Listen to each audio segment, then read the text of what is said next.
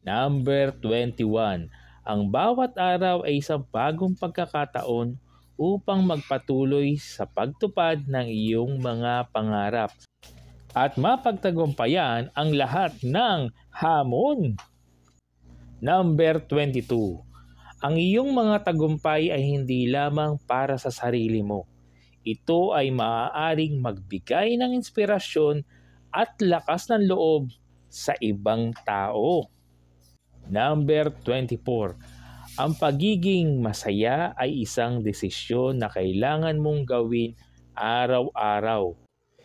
Dahil ito ang sa iyong paglalakbay ay magiging tanglaw. Number 25.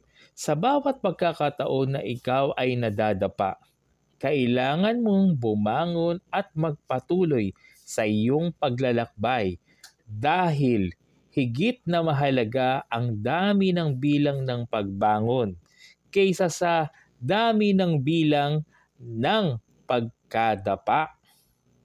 Number 26. Ang pagkakaroon ng tiwala sa sarili ay mahalaga upang magtagumpay sa buhay.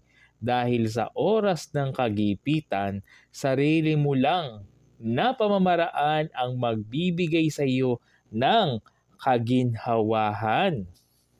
Number 27. Ang bawat tao ay may kakayahang magbago para sa ikauunlad ng kanilang sarili at higit na magiging mabuting tao na inaasahan sa kanya ng mundo. Number 28. Huwag mong hayaan na takot ang magpasya para sa iyo. Kailangan mong lumaban upang makamit ang iyong mga pangarap at ang iyong mga gusto. Ang tagumpay ay garantisado kung ikaw ay nasa panig ng kabutihan at pagiging matuwid at totoo. Number 29.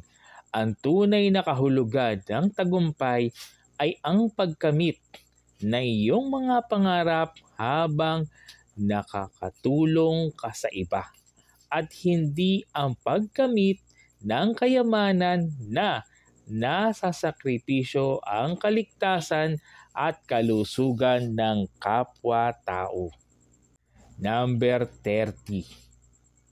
Huwag mong husgahan ang sarili mo base sa mga nagawa mo sa nakaraan. Kailangan mong magpatuloy at magpakatatag dahil ang pagiging tao ay nangangahulugan ng tunay na pagbabago para sa kabutihan at pagiging tunay na Maginoo.